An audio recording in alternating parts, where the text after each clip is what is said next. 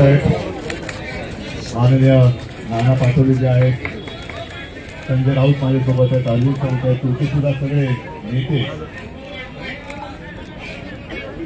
आणि माझ्या समोर जमलेल्या सरपंच बांधवांनो, भगिनी आणि मातांनो, याच मैदानात 1, 2, 3, 4 किती आंदोलन आहे, 5 आंदोलन सुरू आहे.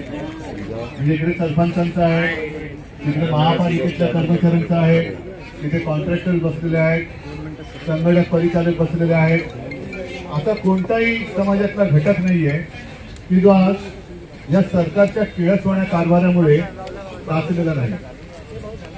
काही दिवसांपूर्वी जयंतराव माझ्याकडे आले आणि तुमच्या सगळ्या गटागटांबद्दल त्यांनी माझ्या कानावरती गारण मांडलं आणि आज मी तुमच्या समोर आलेलो.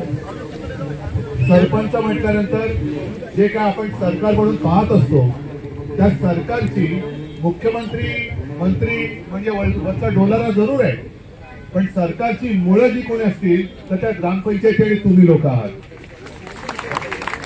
आणि त्या मुळांनाच जर का कमजोर करण्याचं काम हे सरकार करत असेल तर हा डोलारा काही शिल्लक राहील असं मला वाटत नाही.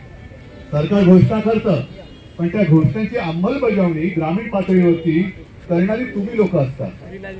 ज्याप्रमाणे तुम्हाला सर्वांना कल्पना आहे, महाविकास आघाडीचं सरकार आल्यानंतर शेतकऱ्यांना कर्जमुक्त केलं होतं. तुम्ही सगळेजण त्याच्यामध्ये सहभागी झालात म्हणून आपण ते यशस्वी करू शकतो. आज आता आपण जमलेलो आहोत.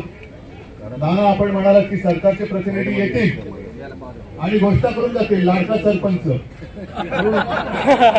लगेच तुम्ही भरून जाणार. तुम्हाला वाटतं रे आम्ही तर महाविकास आघाडी सरकार आल्यानंतर करणार आहोत, पण हे सरकार बघा कसले बसलेत. आता त्यांना आपण लाडका झालेलो. तिकडे कॉन्ट्रॅक्टर बसलेत, तुम्ही कॉन्ट्रॅक्टर बाबा तुम्ही वेगळे आहात, पण यांचे लाडके कॉन्ट्रॅक्टर वेगळे. सगळं चाललेलं आहे. लाडका कॉन्ट्रॅक्टर चाललेला आहे, लाडका उद्योगपती चाललेला आहे.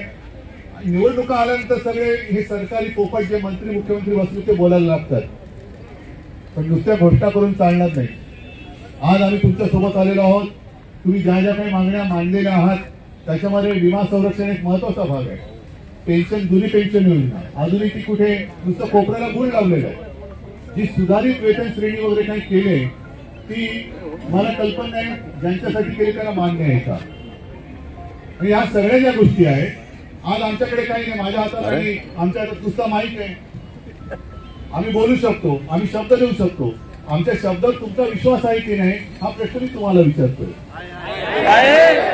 आणि तरच हे नातं पुढे जुळेल. आज या सगळ्यांनी ज्या काही घोषणा सुरू केलेल्या आहेत दणादण सगळं म्हणजे तिजोरीकडे काही लक्ष नाहीये. जे योजना राबवणारे ते असेच बसते. तो अंगणवाडी सेविका असतील, आशा वर्कर असतील, तुम्ही आहात. सगळ्या योजना, त्या सगळ्या योजनेचे पैसे हे मतांसाठी कसे फिरवतात ते बघा.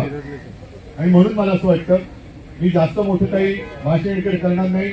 मी आणि आम्ही सगळे आम्ही तुमच्या सोबत आहोत. सरकार आणायचे की नाही आणायचे तुमच्या हातामध्ये.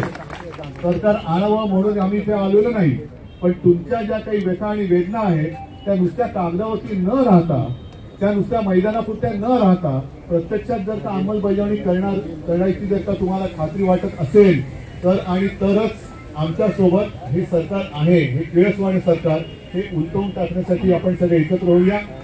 मी जे काही बोलतोय हे केवळ आमची राजकीय पक्ष म्हणून नाही, तर तुम्ही सरपंच म्हणजे माझ्या ग्रामीण भागातल्या सगळ्या माझ्या ग्रामस्थांचे प्रतिनिधी म्हणून आलेले आहेत. मुखिया, मला आठवत आहे की कोरोनाच्या काळात मी व्हिडिओ कॉन्फरन्सवरनं जवळपास 28-30 हजार सरपंचांशी बोललो होतो. गावातले मुख्यमंत्री असे आणि बरोबर आहे, नाना म्हणतात ते बरोबर आहे. हे गावातले मुख्यमंत्री जरूर आहेत, पण गावातले मुख्यमंत्री म्हटल्यानंतर हे ज्या न्यायाने वागतात त्या न्यायाने हे राज्याचे मुख्यमंत्री वागत नाही. आणि तेच दुसरं आपलं. आणि म्हणून तुमच्या ज्या ज्या काही मागण्या आहेत त्या मागण्यांना आम्ही पूर्ण पाठिंबा देण्यासाठी नुसतं तोंडी नाही तर सरकार आल्यानंतर त्या पूर्ण करण्याचं वचन आपल्याला मी देतो. आपल्याला मी शुभेच्छा देतो. आणि असेच लढत राहा, आपण सगळे लढत राहू आणि महाराष्ट्राला लागलेला हा कलंक धुवून टाकू एवढीच अपेक्षा व्यक्त करतो. धन्यवाद. जय हिंद, जय महाराष्ट्र.